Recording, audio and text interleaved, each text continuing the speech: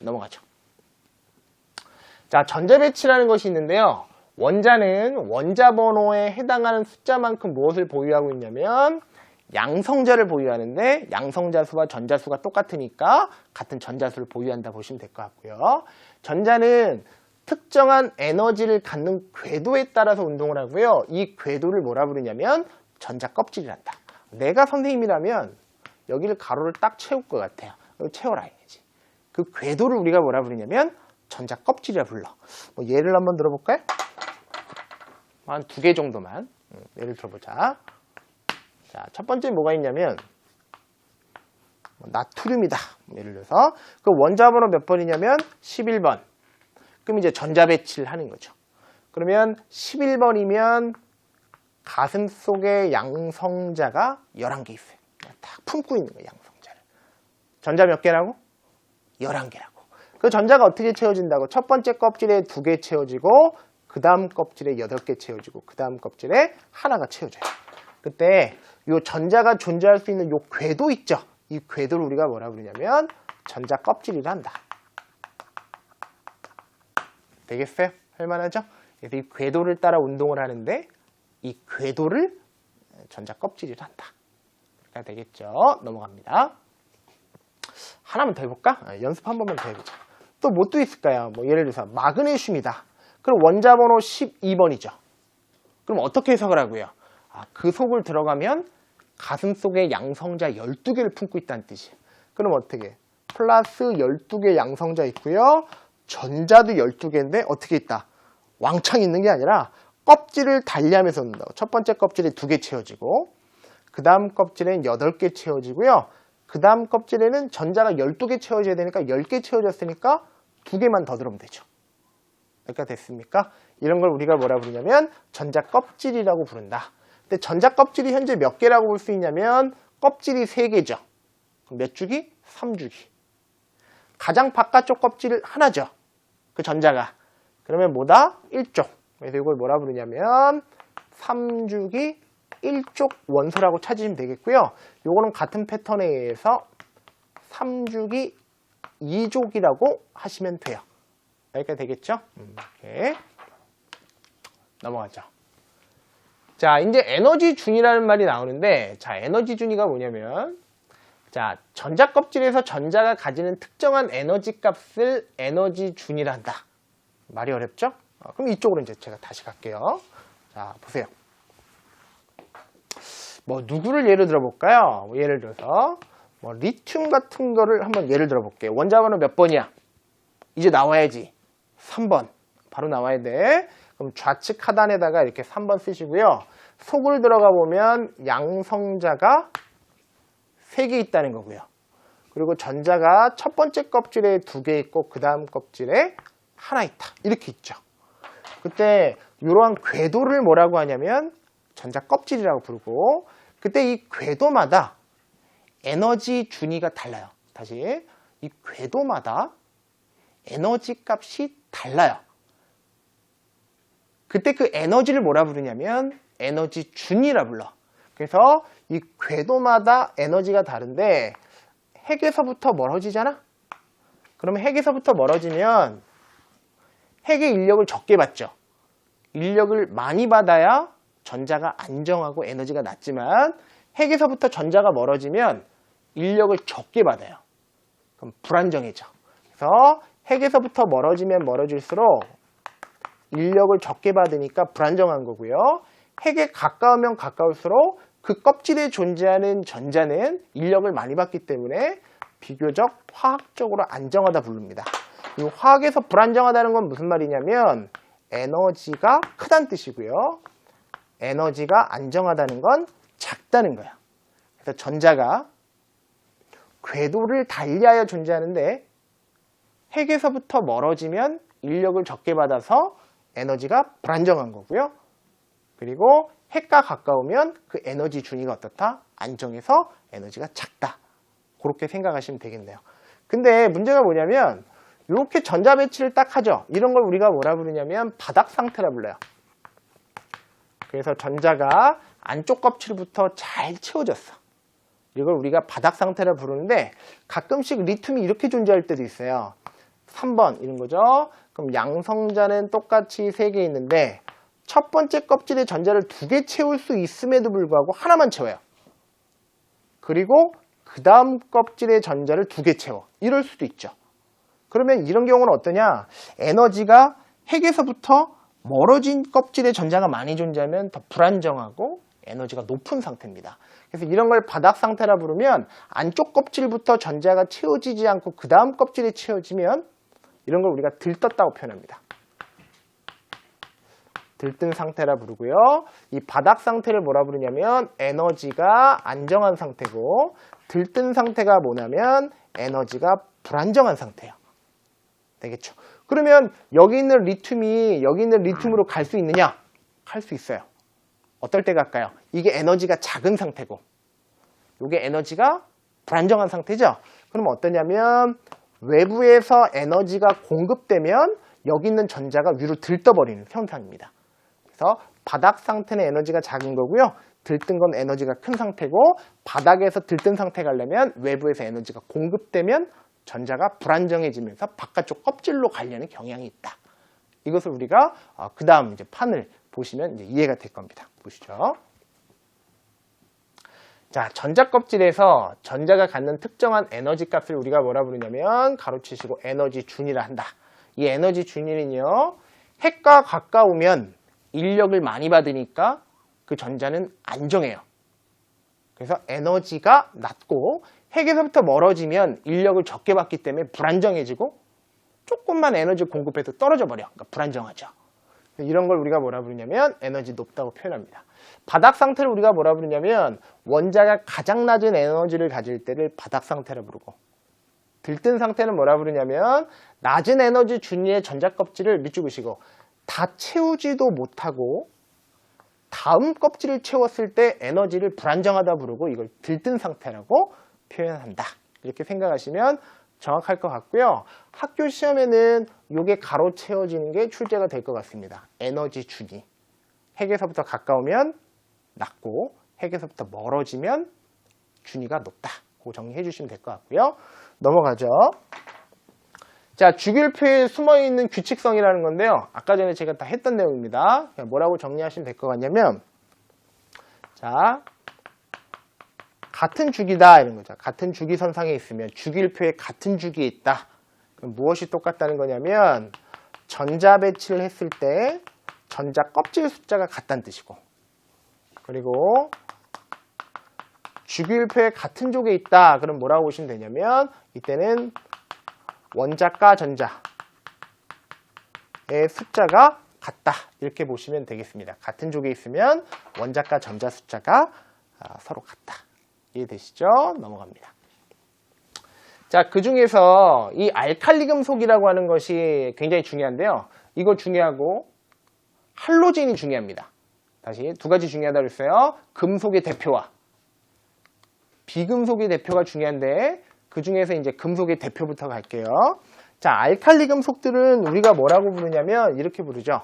리튬이나 나트륨이나 칼륨이나 이 세 가지들을 우리가 이제 통상적으로 알칼리 금속이라 부르고요. 밑으로 갈수록 원자의 크기가 점점점 크니까 핵과 전자 사이의 거리가 멀죠. 그럼 전자가 쉽게 떨어져 나갈 수가 있죠.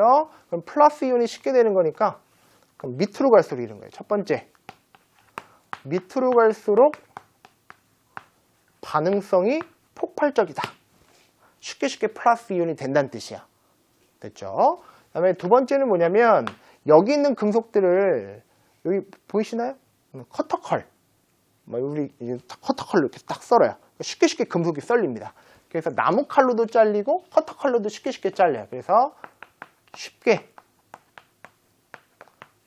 자른다. 쉽게 자른다는 건 뭐야? 금속치고 쉽게 잘려요. 톱이나 이런 걸로 써는 게 아니라 커터칼이나 아니면 이렇게 나무칼 같은 걸로 쉽게 잘립니다. 쉽게 자른다는 건 무르다는 뜻이에요. 되겠죠? 근데 난 3번이 중요한 것 같더라고. 3번에다 별표하시고. 자, 알칼리 금속들은 뭐냐면 이걸 물속에 넣잖아?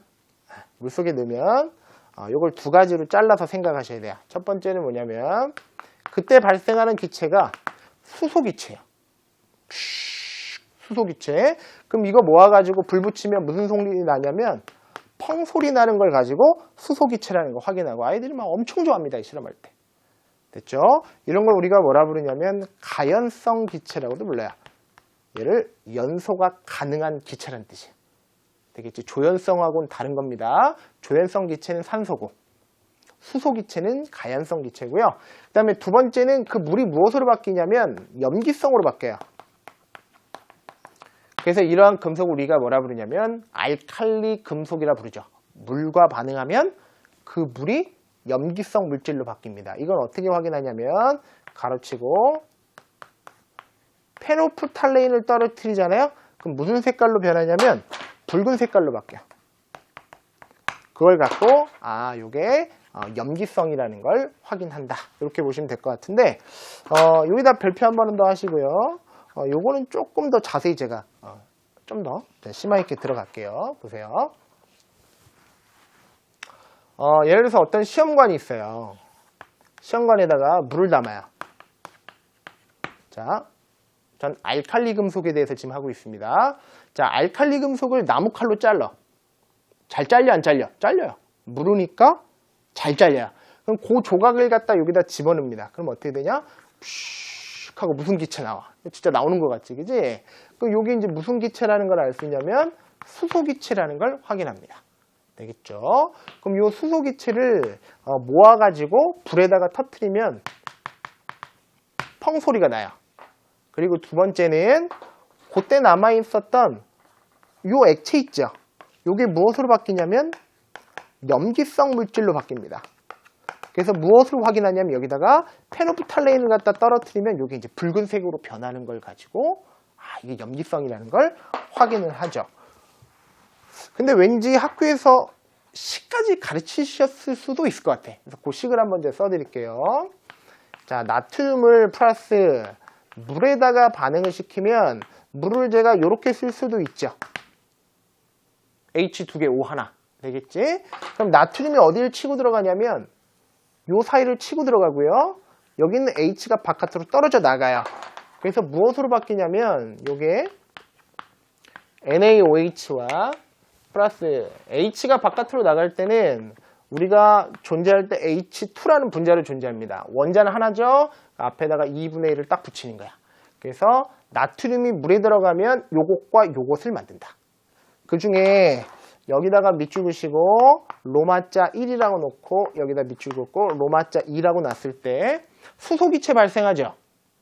그게 어딨냐면 로마자 1입니다. 그리고 그때 염기성 물질 생성되잖아요.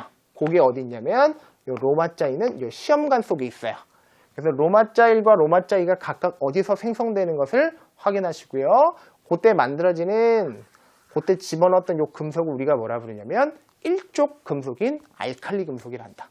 그렇게 정리하시면 되겠습니다. 알칼리 금속 되게 중요하다. 꼭 잘 정리하시고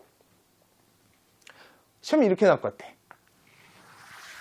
이렇게 결론을 딱 줘야. 그러니까 얘를 먼저 주는 게 아니라 이러한 현상을 딱 주고 그것이 무슨 금속인지를 확인해라. 이렇게 나오죠. 그럼 일족 금속들이라고 백으로 추정하는 거. 그것까지는 좀 해주셔야 돼요. 넘어갈게요. 자, 할로젠이라고 하는 것이 있습니다. 할로젠은 어디 있냐면 주기율표상에서 17쪽에 해당하는 요 플로린, 염소, 브롬, 요오드 학교에서 한 요 4개 정도 중요하다고 할 것 같고요. 역시 그 내용도 이쪽에다 살짝 정리를 제가 좀 할게요. 제가 지금 하는 건 핵심적인 내용들만 하는 거니까 잘 받아서 적으셔서 꼭 시험장에서 쓰셔야 돼요. 자, 쓰겠습니다. 자, 플로린, 염소, 브롬, 요오드인데 얘네들은 우리가 일상적으로 어떻게 존재하냐면 2개씩 같이 다녀요. 됐지? 이런 걸 우리가 뭐라 부르냐면 원자 2개가 같이 다닌다 그래서 이원자 분자라 불러요. 쓰세요. 이원자 분자라 한다. 그리고 이런 애들의 상태가 무슨 상태냐면 액, 고에 쓰세요. 기체, 액체, 고체로 존재합니다. 이거는 몇 도씨에서 이렇게 존재하는 거냐면 상온 25도씨 조건에서 기체, 액체, 고체로 존재해요. 액고. 그 얘기는 무슨 말이냐면 25도씨에서 이미 끓었다는 얘기고 얘네들은 아직 녹지도 않았다는 얘기죠. 그래서 밑으로 갈수록 이런 거죠. 어떻게 판단할 수 있냐면 25도씨에서 이미 끓었고 얘는 녹았지만 얘 녹지도 않았잖아요. 그러니까 밑으로 갈수록 녹는 점이 어떻다고 되는 걸 볼 수 있냐? 높다는 거 본다. 그러니까 됐죠. 그리고 두 번째는 뭐 보셔야 되냐면 얘네들의 색깔 보셔야 돼요. 담, 황, 적, 흑. 담, 황, 적, 흑. 기기했고 담, 황, 적, 흑. 이게 무슨 색깔이냐면 담황색이고 써줄까? 담황색이고요. 황록색이고 젓갈색이고 흑자색이에요. 담, 황, 적, 흑. 여기까지 됐죠, 그죠? 자, 그리고 아까 말씀드렸지만 얘는 밑으로 갈수록 반응을 잘 한다, 못한다? 잘 못한다고 그랬어, 그죠? 얘는 어디로 갈수록 반응을 잘 하냐면 위쪽으로 갈수록 반응을 잘해. 폭발적으로 한다. 그래서 비금속들은 위쪽으로 갈수록 반응성이 크다. 이런 얘기 했고요. 그렇게 잘 정리를 좀 해주시면 좋을 것 같고요. 그 다음 얘네들은 수소와 또 반응도 잘해요. 그래서 무엇으로 존재하냐면 HF, HCl, HBr, HI 이렇게도 존재할 수 있다. 이런 걸 우리가 뭐라 부르냐면 할로젠 또는 할로겐 원소다. 다시 한번 정리할게요. 기기액고, 담황적흑, 그리고 밑으로 갈수록 녹는 점 높고 위로 갈수록 반응을 잘한다는 거 그렇게 좀 정리를 하죠. 그게 이제 다음 판에 나오는데요. 자, F2CL2BR2I2인데 밑으로 갈수록 녹는 점과 끓는 점이 높고요. 그리고 반응성은 어떠냐면 위쪽으로 갈수록 어두운 곳에서도 폭발적으로 반응한다는 건 반응을 잘한다는 얘기죠. 그리고 위쪽으로 갈수록 반응 잘한다는 거 꼭 기억해 주시고, 그리고 얘네들은 수소와 반응해서 이러한 물질들을 생성할 수 있다는 거, 그런 내용들도 좀 정리를 해 주시면 되겠네요. 자, 그 다음에 뭐 그대로 갈게요, 그냥. 자, 할로젠과 알칼리 금속을 각각 배웠어요. 이 알칼리 금속과 할로젠은 금속의 대표고, 요거는 이제 비금속의 대표인데요. 이 비금속과 금속들이 이제 반응도 쉽게 합니다. 그 대표적인 것이 바로 뭐냐면 나트륨하고 플러스 Cl 같은 것들이 반응을 하면 어떤 물질을 만드냐면 나트륨은 최외각 전자가 한 개이기 때문에 전자 하나를 버려서 이게 무엇으로 되려고 하냐면 나트륨 플러스 1가가 되려고 하고요. Cl은 전자를 받아서 뭐가 되려고 할까? 마이너스 1가가 되려고 하죠. 그러면 플러스 1과 마이너스 1이니까 정지적 인력에 의해서 점점 끌려오다가 붙죠. 이런 걸 우리가 뭐라 부르냐면 NaCl이라고 부릅니다. 그래서 할로젠 원소와 이 알칼리 금속 같은 경우는 이렇게 이온화돼서 이들이 서로 이온 결합을 만들기도 한다. 그렇게 정리를 해주시면 되겠습니다. 지금 핵심적인 내용들은 3강에서 다 했어요. 첫 번째가 뭐였냐면 금속을 좀 잘 정리해주고 금속 중에 알칼리 금속 중요하다 그랬고요. 그 다음에 이 비금속 중에서는 할로젠이 중요하다. 되겠죠? 그리고 주기율표 1번부터 20번까지는 꼭 정리를 해라. 그 내용들이었고요. 이제 교과서에 있는 문제들은 이제 저하고 좀 쭉 풀어보려고 하는데요. 여러분들은 페이지 27쪽을 가시면 되겠습니다. 교과서 27쪽에 있는 문제들을 지금부터 볼게요. 자, 스스로 확인을 해보죠. 같이 할 거야, 같이. 자, 보죠. 자, 세상에서 존재하는 모든 물질들은 무엇으로 구성되어 있냐면, 그렇죠, 원소로 구성되어 있고요. 두 번째는 다음 원소를 금속 원소와 비금속 원소로 분류를 해봐라. 어떻게 되어 있어요? 알루미늄, 그 다음에 칼슘. 말 끝에 일반적으로 륨이나 슘으로 끝나는 것들은 금속들이 많아요. 반면에 산소, 질소 이렇게 소로 끝나는 것들은 비금속이 많죠. 그래서 이런 게 이제 비금속이고요. 이런 걸 우리가 뭐라 부르냐면 이제 금속들이다. 분류 결과는 이렇게 써봤고요. 됐죠? 자, 이거 나왔네요. 자, 전자 껍질에서 전자가 갖는 특정한 에너지 값 또는 그 특정 값의 에너지를 갖는 상태를, 그렇지, 에너지 준이라 한다. 이거 한국말로 쓰셔도 돼요. 에너지 준이라 한다. 그 중에서 원자 번호가 32번인 원소가 주기율표에 어디 위치해 있는지를 한번 따져보고, 그게 이제 28과 29쪽 사이에 있대요. 이 원소의 원자과 전자가 몇 개인지를 한번 따져봐라 이렇게 돼 있는데 요게 이제 어디쯤 있냐면 여러분 교과서에 보시면은 여기 이제 요 페이지가 탁 나올 거예요. 되겠죠? 그럼 어느쯤 되냐면 순역과 별막과 BC, AL, SI 이죠. 그러니까 한 대략적으로 32번이 한 요 정도 선상에 있습니다. 이게 무슨 말이냐면 1족, 2족, 13, 14족이죠. 그래서 같은 14족에 위치하니까 족의 뒷자리를 따라서 원자과 전자수는 4개라고 하시면 되겠습니다. 다시 보시죠.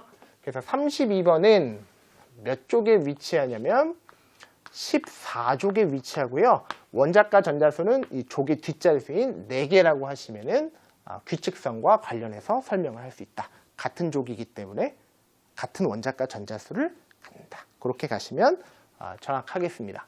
자, 이제 오늘 배웠던 내용들에서 이제 빈칸을 좀 채우고 핵심적인 내용들을 조금 마무리를 할 건데, 자, 첫 번째 어떤 원소? 고유의 광택이 있고 열과 전기가 잘 통하죠. 금속들을 얘기합니다. 그리고 주기율표상의 1쪽에 위치하는 원소들은요, 모두 무엇의 숫자가 한 개냐면, 그렇죠, 원자과. 원자의 가장자리에 있는 그 전자의 숫자가 모두 한 개다. 그렇게 정리하시면 되겠습니다.